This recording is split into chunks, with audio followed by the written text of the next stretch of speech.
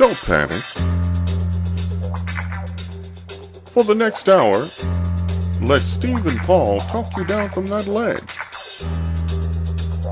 They're the host who won't cop out when there's panic all about.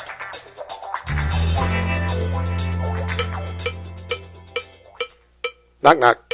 Who's there? Mel Gib.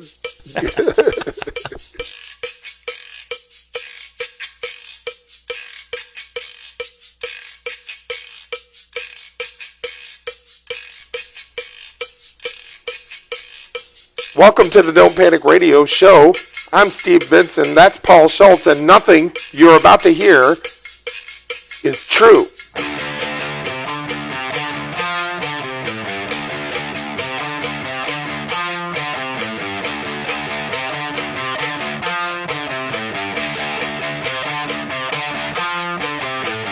Look inside.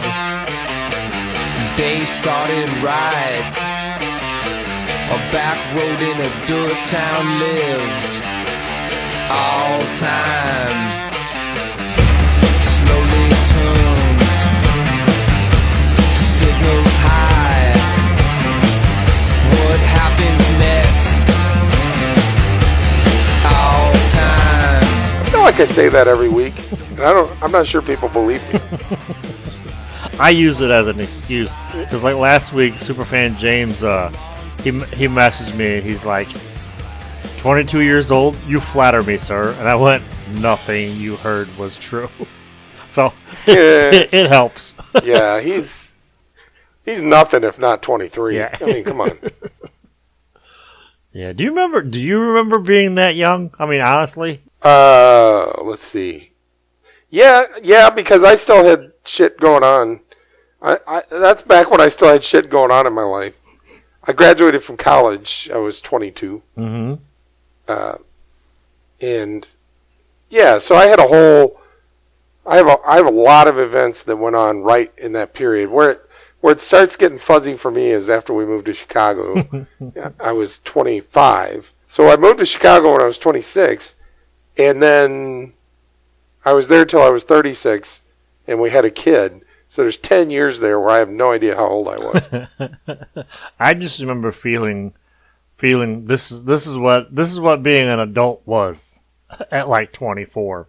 Yeah, you had about 10 years there where you don't remember anything, right? It was called your marriage. That was 12 years, but yes, I only know because it's written down in papers that it was. Yeah. My kid's grandfather had a birthday recently, and we went over there for dinner, as we often do, for birthdays. No, I thought you meant like in general. Ah, hell, they're coming over again.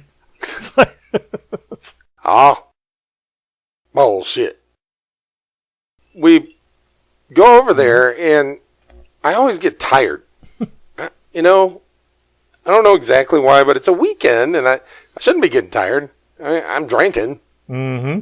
I mean, but I get tired. We have dinner. Probably because we have cake. Ah. And if I eat a really rich, sugary thing, I just get really tired. And for years, I'd be like, get me some coffee. I'd get some coffee. Still tired as hell.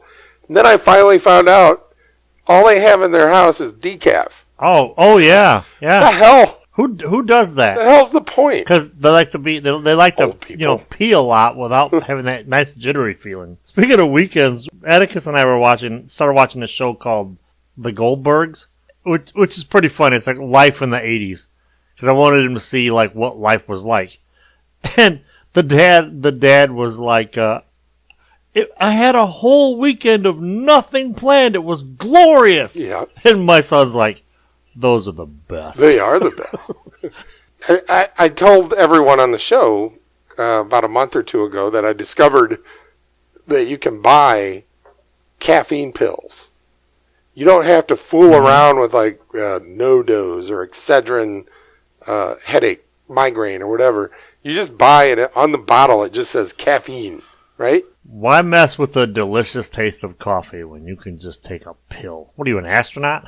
I believe I mentioned that all they have over there is decaf. Do you grind it up and you're grinding it up into their Sanka? You're like, well, what I do you're right about you're partly right.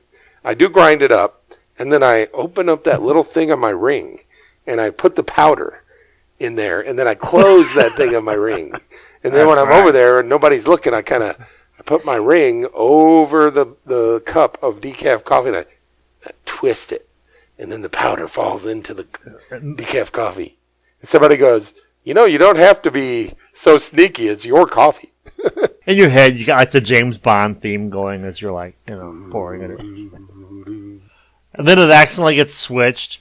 Yeah, somebody switches it. Your father-in-law is like bouncing off the ceiling, and you're too tired to watch it happen. So I got those little pill pouches from CVS, and like the Monday, Tuesday, Wednesday. No, like the daily pills. No, I don't know, and I don't know why it took me so long to do this, but we go on this trip to Iowa every year, RAGBRAI, and so I would take all my medication. I take more medication than a fucking 89-year-old diabetic, but so I got my, Monday through Friday thing or whatever with the plastic. And I count them all out, and I put them in the little plastic thing, take it on RAGBRAI, and invariably it gets bumped, and the thing opens, and everything goes everywhere, right? So now I'm fishing through my duffel bag looking for, where's my goddamn Zoloft? You wouldn't like me without Zoloft. You have to get the good ones that you can't open. They snap on so hard you can't open them. Well, you don't even have to do that. You just have to get those little pill pouches. They're like these little baggies that are like 1 inch by 1 inch, and they're perfect. And I just one of those for each day, or each morning, and one for each evening. And I just pop my pills, and I got my pills. I got my nerve pills, and I'm good to go. The little 1 inch by 1 inch Ziplocs. Is that what you're talking about? Yeah, the kind of thing that the junkies put their heroin in. Yeah, that's why I can't buy them in this town. Oh, the junkies buy them all. There's always like that space, when you're going down like the baggy saran wrap foil aisle. Just empty. There's always like that space. And then there's always like there's never any Sudafed when you need it either. So I'm surprised they don't just put it in that weird cabinet with the razor blades, where you got to get two clerks to come with their 2 keys, and they have to, on my mark, turn your key, insert your key, sir. And somebody's got one of those like plastic cards. They got to break it and pull out the codes, like just for razor blades. Got the razor blade football. Yeah, exactly. Is that what they call it? Insert your key, sir. So I had those, and you know what? That reminds me. That's the same reason I got the caffeine pills, because on RAGBRAI, you never know if you're going to find coffee or when you're going to find coffee. So you get up in the morning. Oh, yeah. You got to get on your bike and ride. Sometimes you're sleeping in the yard of a human being who actually makes coffee for you in the morning. Other times you might have to ride 10 or 15 miles before you get to the first town to go buy yourself some shitty brown water that may or may not have some caffeine in it. About that time, you're like speeding along, and you're like, you can smell it like 3 miles away. You can smell like the shitty Dunkin' Donuts coffee wafting your way, and it never smelled so good. Suddenly, I'm like that fucking Toucan Sam, and I'm floating through the air. The nose, it always knows. Your bike is like your bike lists off, to the side of the road. Your wife's like, "Steve, your bike!" Just floating in the air like a cartoon. And you can see the smell has that. It looks like the little smoke. I'm just following it along. Yeah, or it's doing this thing, or it has like the come here finger. Exactly. So to avoid all that trouble, I got the caffeine pills. So anyway, lately I've been having some muscle problems, as us 40-something men tend to do. So I threw me a few ibuprofens and a couple of caffeine pills. The thing about these ibuprofen is your friend. Yeah, and I shoved it in my pocket in this little thing and went over to my kid's maternal grandfather's birthday party. And you need to know about these caffeine pills. They don't say nothing on them. It's just a little pill. It's white, and it doesn't have a number. It doesn't have a letter.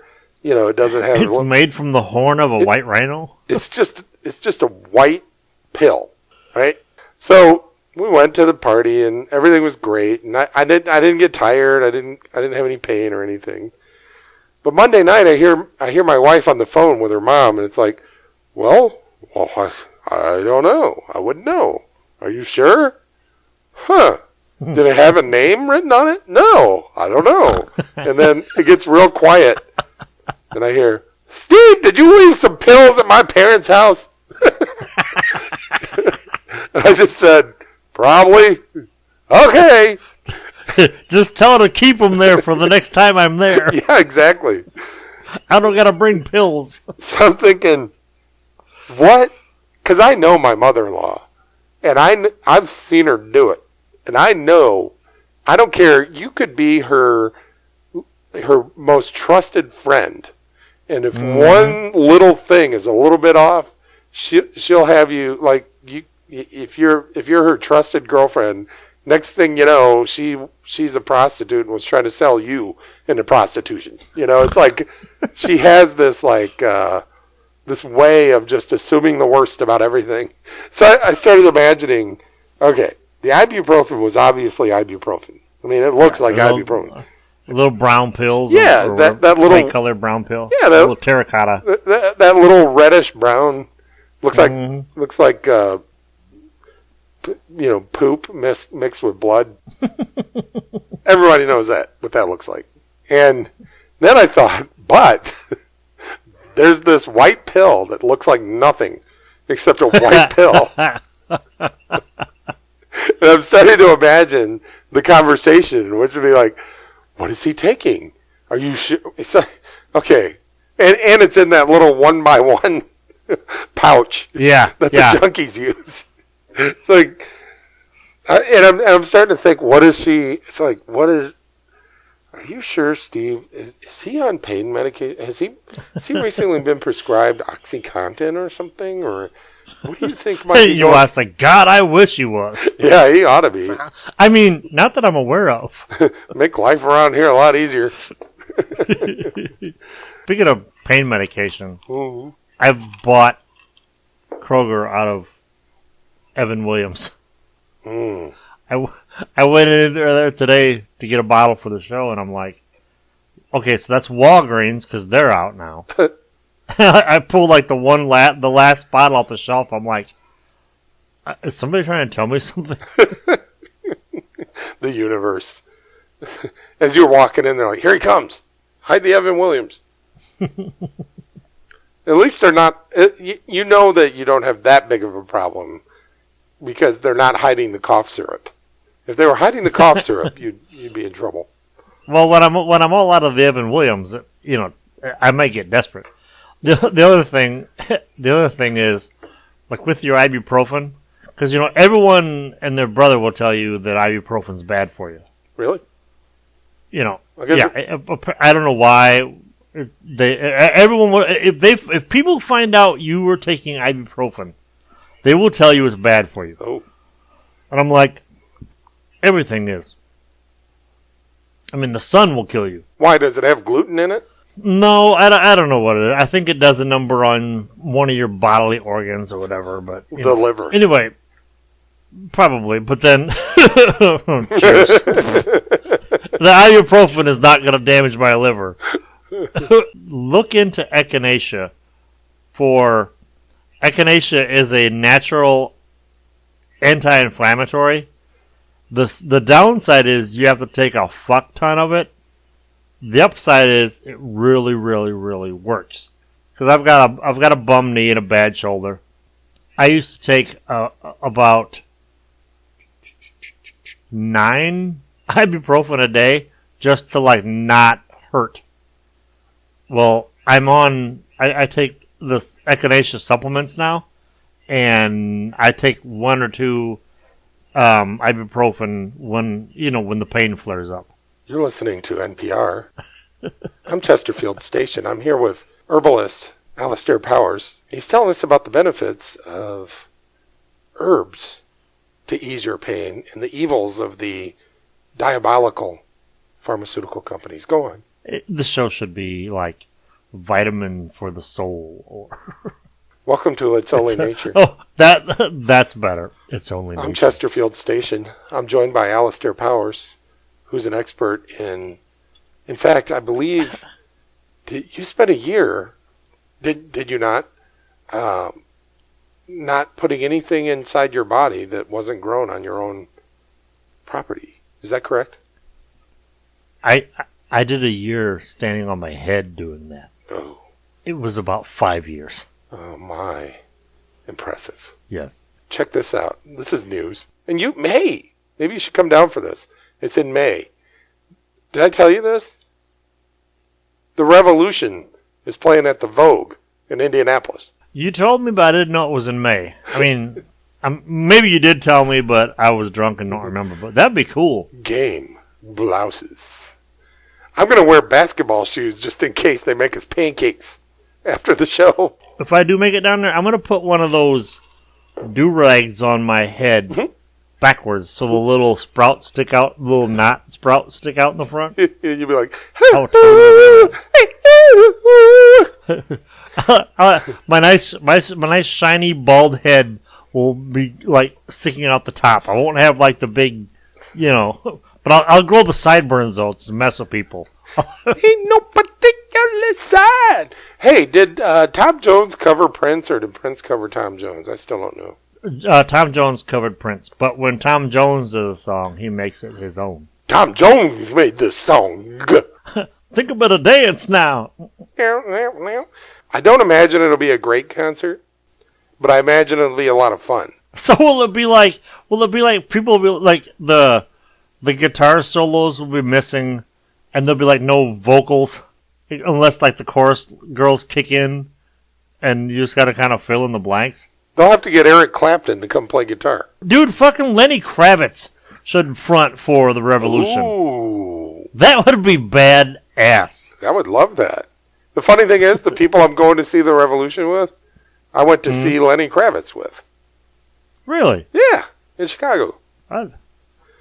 Greg and Danielle.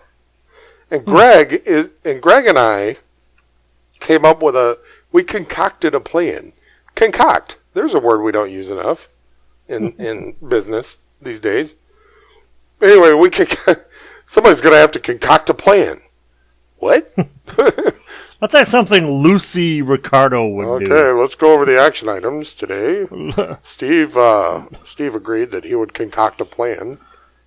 Concoct sounds like a plan that may not work. In fact, it's likely not to work. Like something like Lee Marvin, Charles Bronson, Steve McQueen, and Warren Oates would concoct a plan to escape the Nazis. Yeah. And it wouldn't work. And it wouldn't work. They'd end up dead. It's like The Great Escape. I don't know why they called that movie The Great Escape. It should have been called The Failed Escape, the really shitty escape. That's what it should have been called. The Great Fail. Yeah, what was so great about it? It's going to be great. This escape will be fantastic. It's going to be the best escape ever.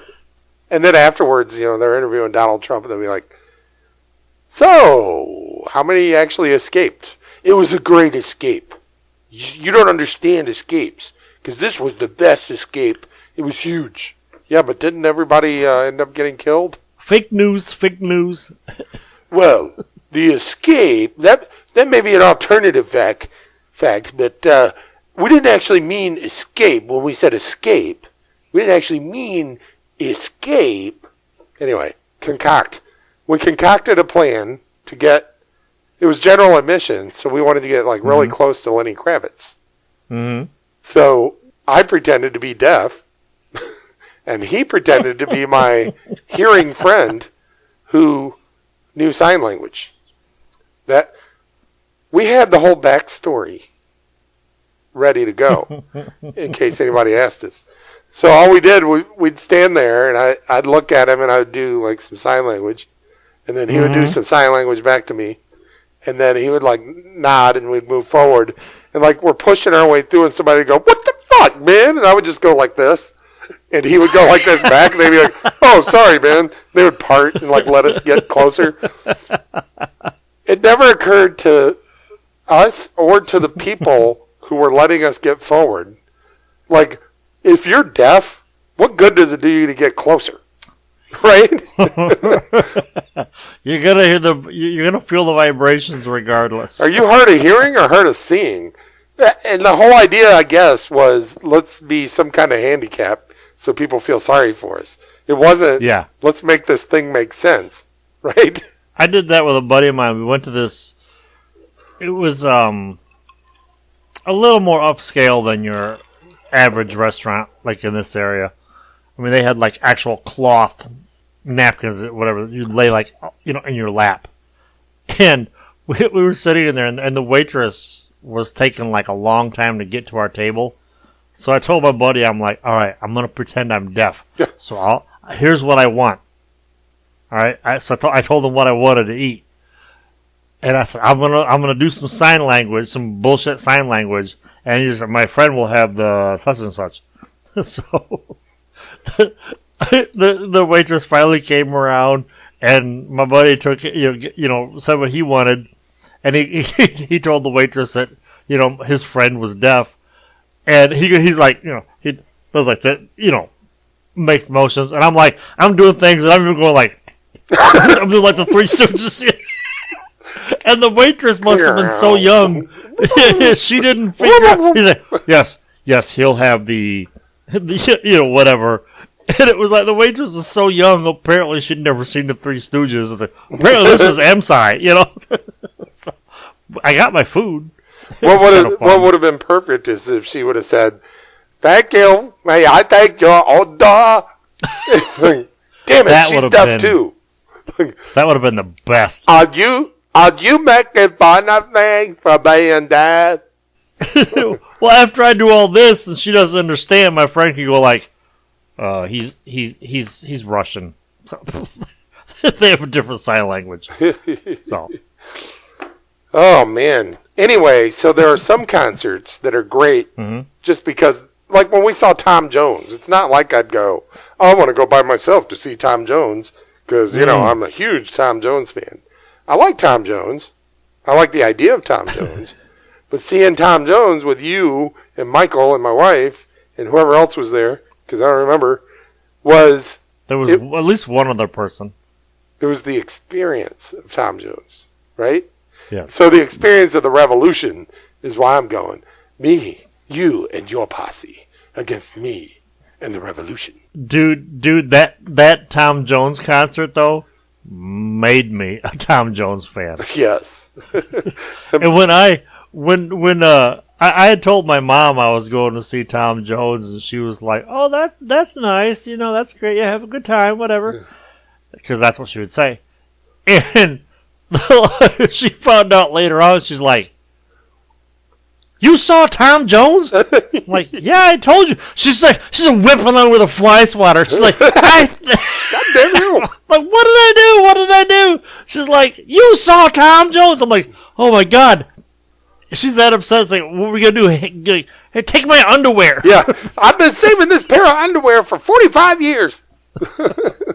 I mean, it was so... She still to this day would talk, you and your Tom Jones concert. Guess what? Facebook question of the day. First concert. Go. And there we have it. And it's off. Oh, man. This has been... So far, this show has some promise. Unlike the unspoken episode that happened. Oh, that'll be the... that... Speaking of musicians and stuff, like after an artist dies, and then you hear, oh, the unreleased recordings have been found, and we're going to release them, and you go, why? Those were the ones that they didn't think were worth releasing, and you're going to release them. Yes. And so for us, and it'll you're be simply profiting off of their death. yeah. Well, for us, it'll be the episodes either. That Wednesday night when we should never have even tried in the first place, or the times we've tried to do a second episode in the same night. Like, Yes. oh, after Because we have that episode we shouldn't have done in the first place, and then we have the the second show one night where we got really, really like angry at the guys from that chopped liver show. Oh yeah, We were challenging them to like drink offs. yeah. At least the last episode that we did that we shouldn't have did. There is some salvageability. There are some parts of it that are worth salvaging that I'll try to do something with at some point. So you'll pick a few clips up off of the cutting room floor Yeah. and try to tape them back together. There's a couple funny moments, but no. That was a bad night. Well, I was thinking about that tonight because I thought, is there a way to predict whether or not the night's going to go well? And I thought about that night, and I said, I don't think I can predict. Like if we have a knock it out of the park night, I don't think I can predict when that's going to happen. But I think I could, looking back on it, I think I could have predicted that one wasn't going to go well. Simply because, at least for me, I had like a really shitty evening. And I was in no you're reading mood. my mail. It was a bad day for me, too. Yeah, you were sick. I had been sick. We were all sick. It's just like... But you know what? That gives me even more respect for these dudes that do radio shows. You know, because they don't get to go, I don't feel good today. We're not going to do this one. They got to sit there and do it, you know. That's why they do so much coke. All right. Tell you what, let's take a break. And when we come back, I've got some headlines that I'm telling you, speaking of knocking it out of the park, I got some fucking headlines that are just going to blow your mind. That's a pretty bold statement. So much to do, there's plenty on the farm. I'll sleep when I'm dead. Saturday night, I like to raise a little harm. I'll sleep when I'm dead. Hey!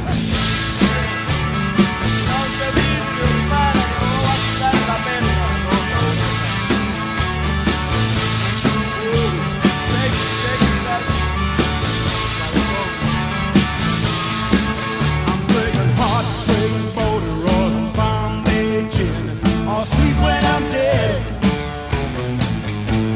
Straight from the bottom, twisted again. I'll sleep when I'm dead. All right.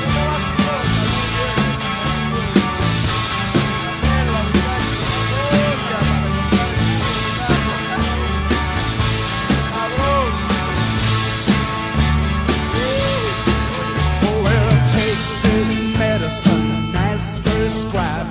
I'll sleep when I'm dead. It don't matter if I get a little tired. I'll sleep when I'm dead.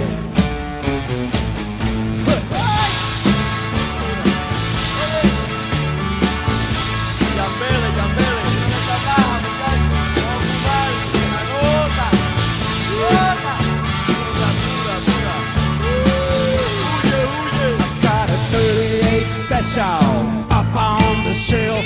I'll sleep when I'm dead. If I start acting stupid, I'll shoot myself. Then I'll sleep when I'm dead.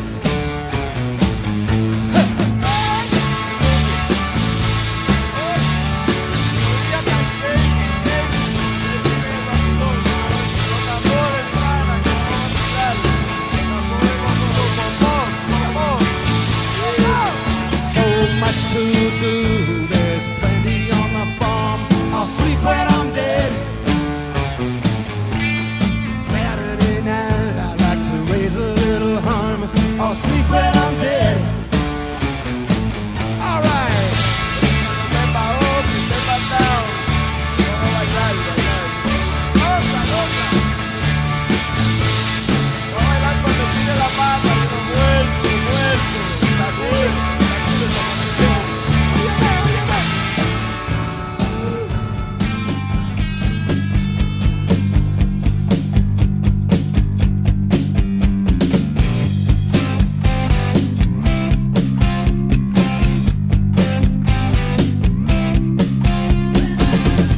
Headlines, check and see. interpret them irresponsibly. Come on, baby, just take a quick glance. Headlines, headlines. There you go. Mine. Never. I'll show you loving like you never knew. It's a hit, baby. It's a hit, baby. All right. Self-driving cars won't save everyone. In fact, they'll kill. I actually heard a similar story recently in a podcast or NPR or somewhere. And basically what I believe they're saying here, and I'll interpret this irresponsibly, it's the whole question with self-driving cars, right? Which is, well, the statement is, and the value proposition is, something like 300,000 people die every year in traffic accidents, right? With self-driving cars, it would eliminate human error, which would eliminate 75 to 80%, if not more, of the traffic deaths in the United States. So you're saving 250,000 people on the low end, right? Probably more. However, what do you do? What do you tell the self-driving car to do when, for example, let's just say it's the self-driving car is headed for an intersection and it's about to plow into a family of four, and then it's clear that if it hits that car, it's going to hit another car, and 10 people are going to be killed, or it could drive off into the ravine and do a Thelma and Louise off into the Grand Canyon, which would kill the 1 to 5 people in the car that it's controlling, right? Which would it do? And I know that I'm assuming the examples they have in the article. I haven't read the article. It's against the rules. But I'm assuming That's right. that the examples they give are probably even more plausible and realistic. But they're saying that the self-driving car may kill some people in order to save more people, which gets us into the whole what's the greater good argument, right? Right. They'll be programmed with like Asimov's 5 rules of robotics or whatever it is, where it's but they'll put a 6th one in there about the Star Trek, the needs of the few outweigh the needs of the many, so they'll sacrifice the people in the car versus the school bus full of nuns or special needs children on the way to the petting zoo. Well, but it's going to have a lot of information about who those other people are. I mean, how does it know whether it's about to kill Gandhi versus 10 crack addicts, right? Do you just give it a numbers algorithm that says save as many as you can at the cost of the fewer number? Or do you go, if you're about to kill fucking Winston Churchill, swerve off and kill the 10 school children instead of killing Winston Churchill? If you're about to kill Hitler, or if you're about to, if you could swerve off and kill Hitler instead of killing, little Joey, do that because Hitler's a bad dude. Well, how do you teach and then at what point, if you start down that road of let's build the algorithms so that the computers know what is the greater good, at what point do they just do the whole iRobot thing and say, we finally figured out the greater good is to kill all of you because you all suck. That's how you end human suffering, is you kill all humans. This is why we will never have self-driving cars. This is why we can't have nice things. That's right. I actually am a little more optimistic than that because, I think that we make it out as if it's that thing like in Battle Los Angeles, where they were making some headway, and then the fucking aliens show up with their flying contraptions, right? Contraption's another one of those words. It implies that it's not it's like jalopy. It's like contraption. I don't know. I think they were pretty efficient flying machines. Well, you know. Anyway, so the contraptions show up, and now they're losing. But they're thinking, well, things aren't that bad until they figure out that the aliens flying things are drones. There aren't actually aliens in them. They're just drones. Then everybody's fucking scared as hell. And I think maybe that's it. Like the robot that decides to kill the one elderly person as opposed to the 10 school children in the traffic accident is not doing anything a reasonable, rational human being wouldn't do, given the processing power of a computer. You know, if you had the time, if it weren't just a split second, and you had the time and you go, look, you have no other choice. Somebody's going to die. Is it going to be the 90-year-old man who has had a good life and, you know, is probably going to die soon anyway? Or is it the 10 Rhodes scholars walking like that look like little Lord Pomeroy on their way to private school? Obviously, the human would go, oh, I guess we'll kill the old dude, right? You know, lawyers are going to love self-driving cars. You're going to have, like, it'll be a time to kill, like, 2050. Where he's like, yes, I'm glad they're dead. I hope they're in hell. You got the robot, you know, like, on trial. It's sitting up in, like, the witness stand, you know, or whatever. It's like... I'm tired of these fucking upgrades on this motherfucking server. Okay, this next one's gonna just this is where we start. This is where we head into mind-blowing territory. Here is, I'll give you the headline, and I couldn't help myself. I did violate the rules a little bit. I read some of the article because I had to know. I just had to know. I got to know.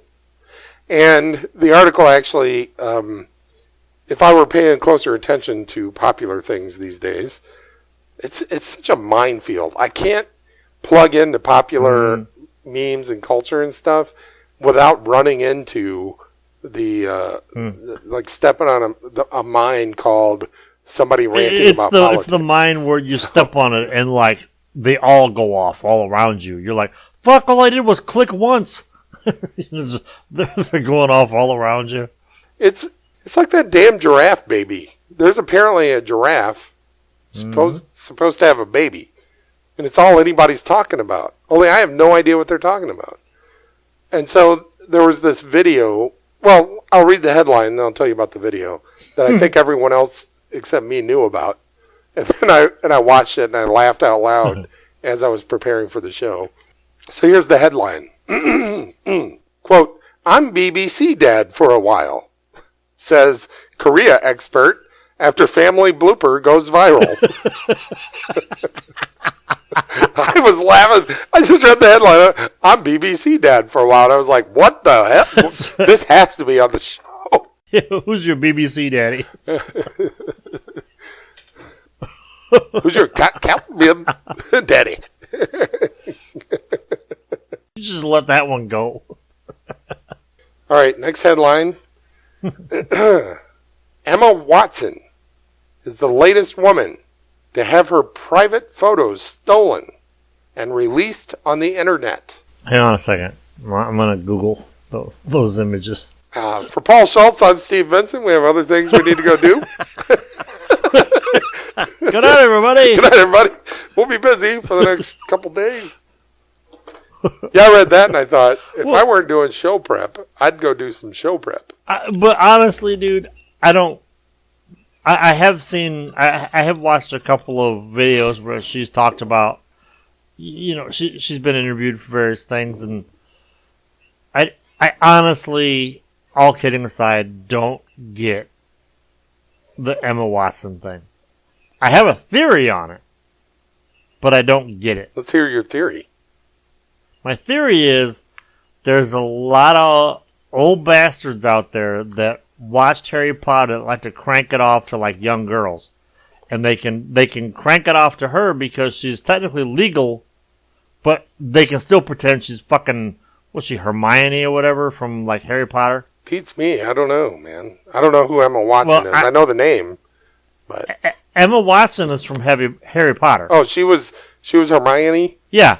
So all these weirdos can do that because there's a whole bunch of people out there that like to do that kind of thing.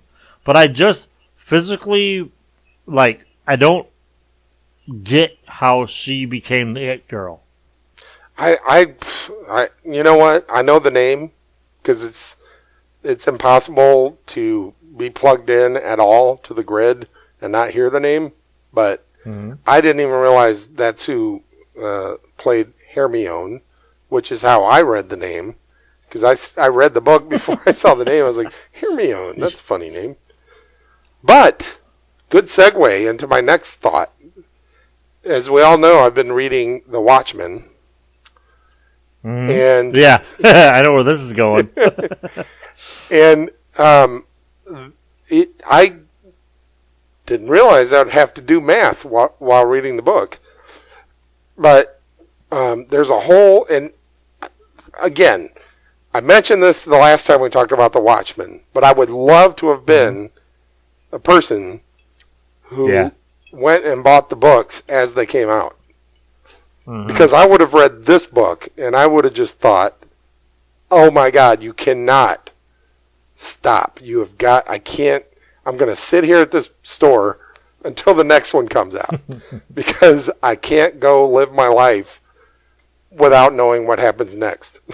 It was the whole, in the paperback, they call them chapters. But I imagine 27 pages. No, they call them chapters in the original. And was each chapter a book? Yeah.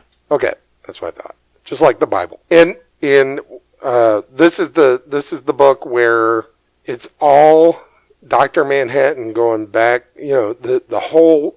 To me, I thought if I weren't a little bit buzzed right now. And if I hadn't already talked to Paul about this experience that I'm having, I'd be totally confused and I'd probably just throw it away. But since I had talked to you and since I had an idea what's going on and since I was a little bit buzzed on whiskey, I just loved it. Because he kept going like, I'm here on Mars and now I'm back in 1959.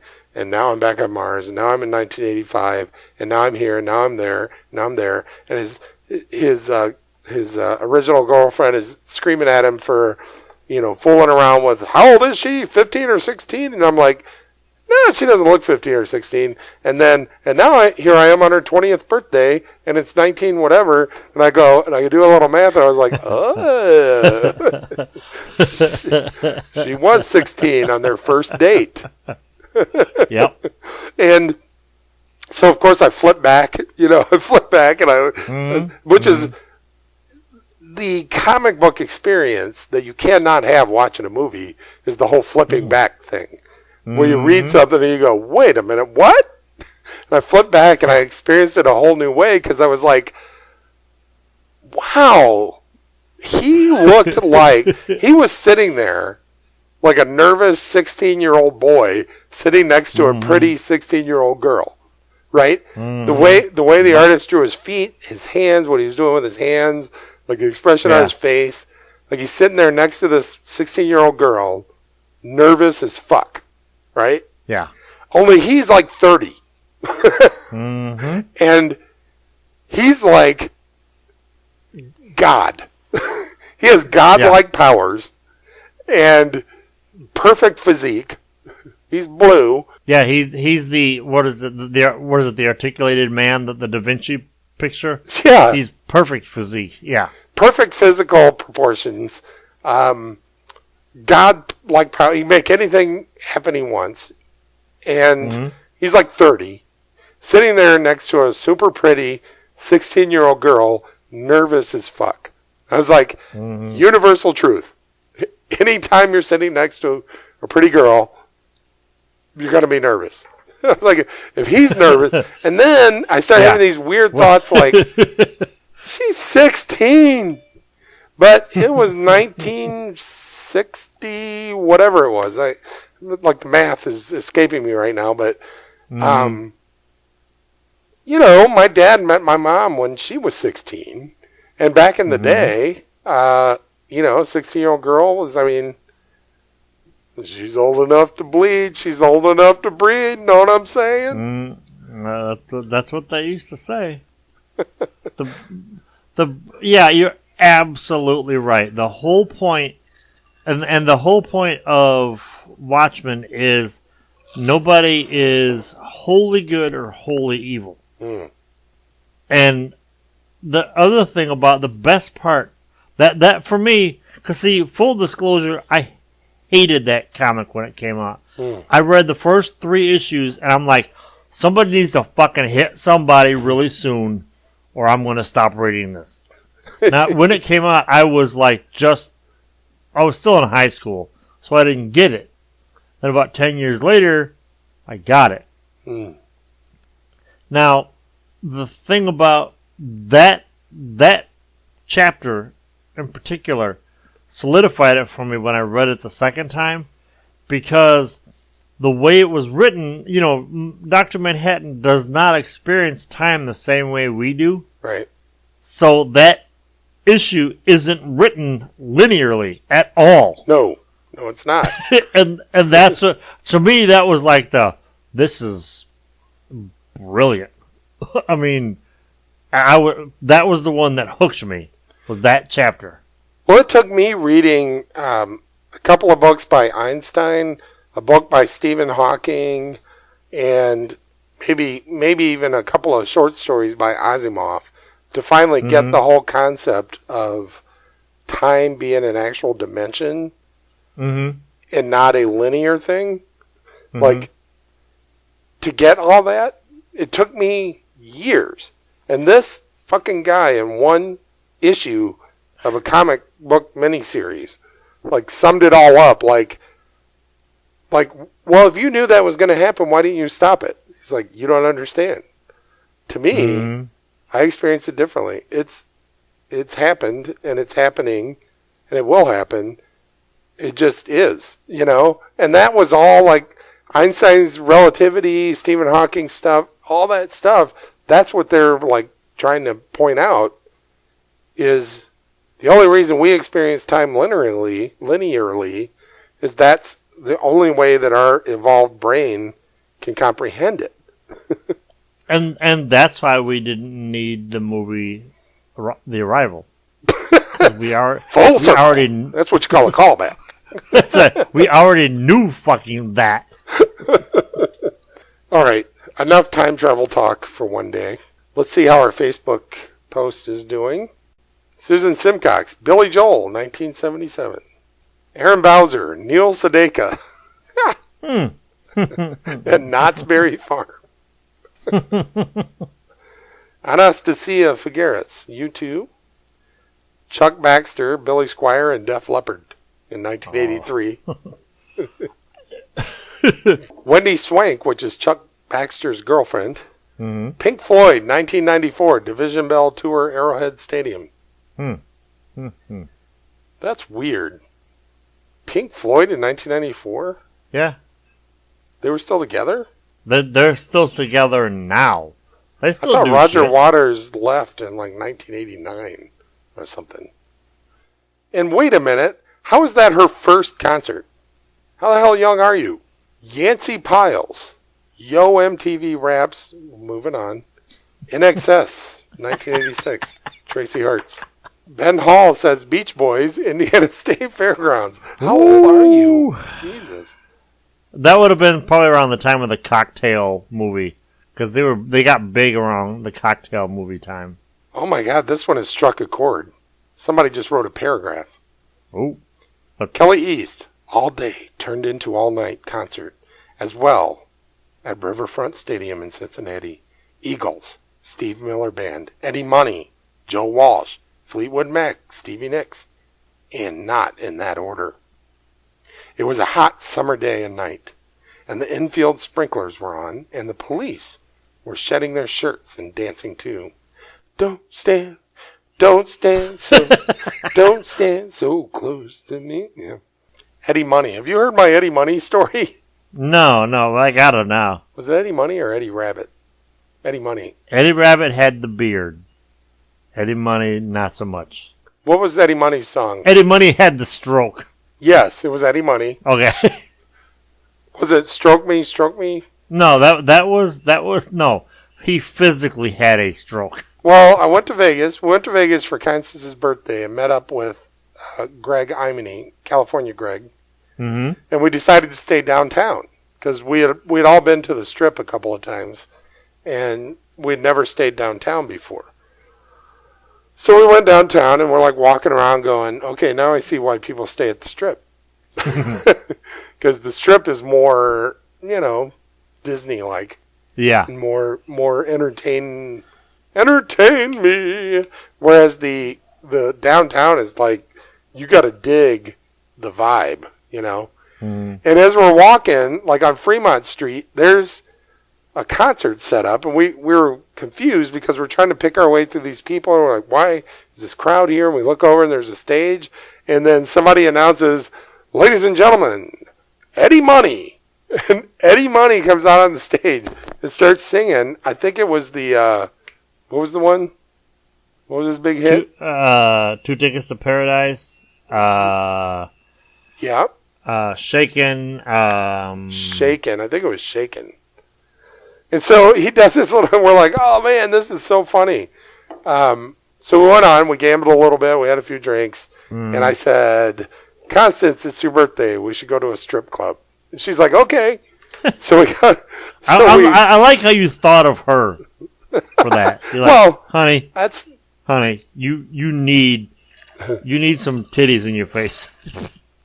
Look, man, I'm a caring husband. I know you are. She's my sweet, loving bride. And everything I do it for her. And so I'm nothing if not selfless when it comes to that kind of thing. You took one for the team. I get it. Exactly. So we go to the strip club, and it's like, strip clubs tend to be, which is you feel like you don't know what's going on. It's like the outside is black and matte black. It's like, what are we painting here, sir? It's a strip club. Oh, I'll get the matte black paint. All right. So we go in, and like you go in this little vestibule, and there's a door. It's kind of a door. You're not sure it's a door because it matches the wall. But there's a little window where you're supposed to pay your fee. Mm. And then you go in, right? So we go in, and there's already a guy at the window going, seriously? $20? Are you kidding? Okay, I'll pay, but does my driver have to pay? My driver has to pay? $20? Really? He's like, this is unbelievable. I just did a concert down on Fremont Street. And we look, it's fucking Eddie Money trying to get into the strip club, trying to get his driver in. You should have just paid for both of them. Had we been thinking, we would have. And hung out with them the whole night. That would have been awesome. That would have been a better story. Like, then we hung out with Eddie Money and his driver all night long. All night long. He probably had like the vest and like the white shirt under it, and Yep.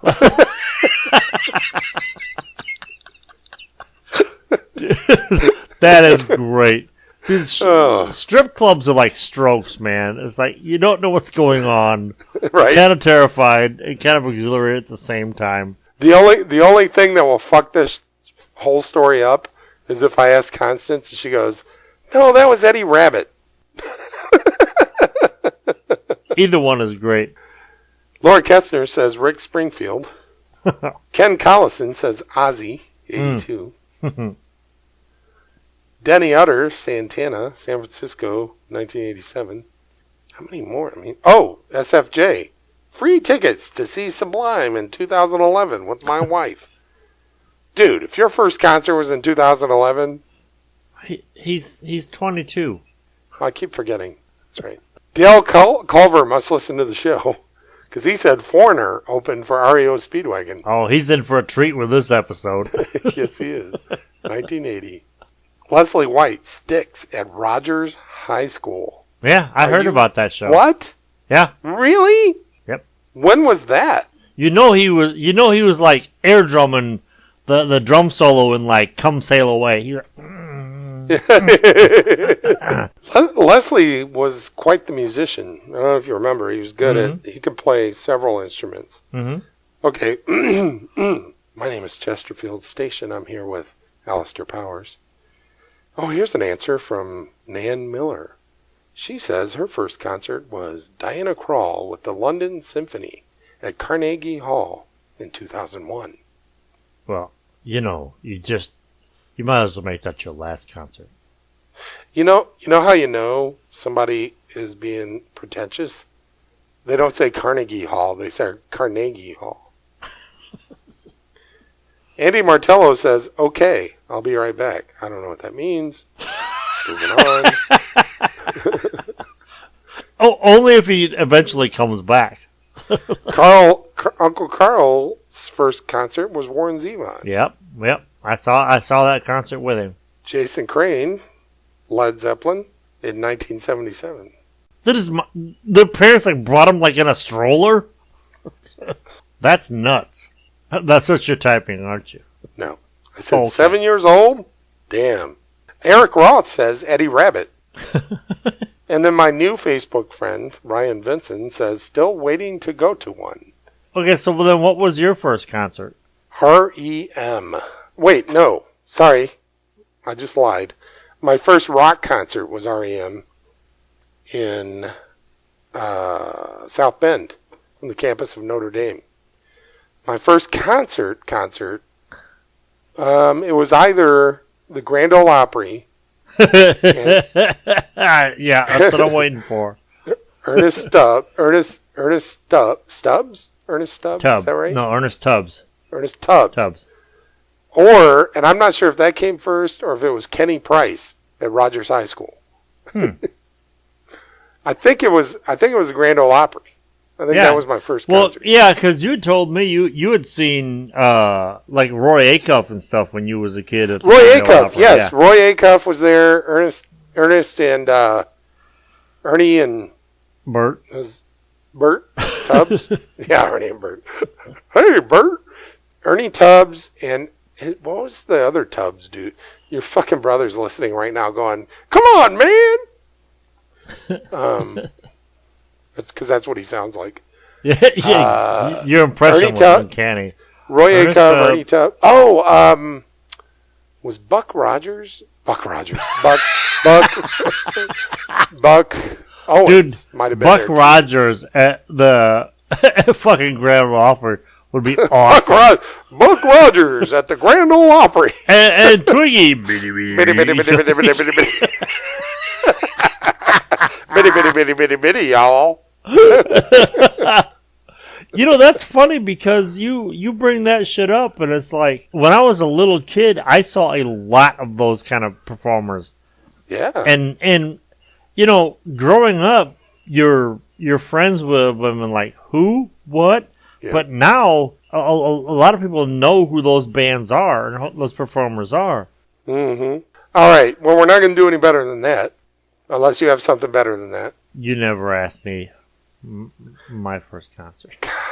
I'm such an asshole. Why do you stay with me? Because I like the abuse. You're too good for me. I'm so sorry. Hey, Paul. Yo, What was your first concert? Go. funny you should ask. Probably in 85 or 86, me and Andy, who's been on the show before, we came here in LaPorte and we saw Stevie Ray Vaughan at the auditorium here, and their opening band was Blackfoot, and we paid $18 for those tickets, which at the time seemed like a lot. Sure. And I remember being completely just like blown away at what this guy could do with a guitar. And when we were done, we left. We couldn't hear each other because, you know, we didn't think earplugs. And we're yelling at each other when we're trying to talk. And we got out in the car, and like his mom picked us up, and she's like, I don't know how you bloody boogers could hear anything, because I could hear it clear out in the parking lot. It was so loud. But the best part about that story is, like, fast track, like 30 years later, a good friend of mine who I used to work with at the restaurant, he and I were talking one day, and we're just like, holy shit, we were at the same concert. It was like, he's like, wait, was Blackfoot playing for him? Like, yeah. And it was here in town? Yeah. It was so funny. But yeah, my probably 85, I think, was my first concert with Stevie Ray Vaughan. Wow. Yeah. So Jason responded to my 7 years old damn comment. He says, and this is in response to him seeing Led Zeppelin in 1977. He said, 8. He was 8 years old, apparently. My uncle took me. He said, you have to see this. It changed my life, says Jason. I'm like, damn, dude, that's pretty cool. So he saw Zeppelin and Star Wars in the same fucking year. Can you believe it? No. That would blow my mind. All right, I got nothing better than that. Is there anything I'm forgetting to ask you?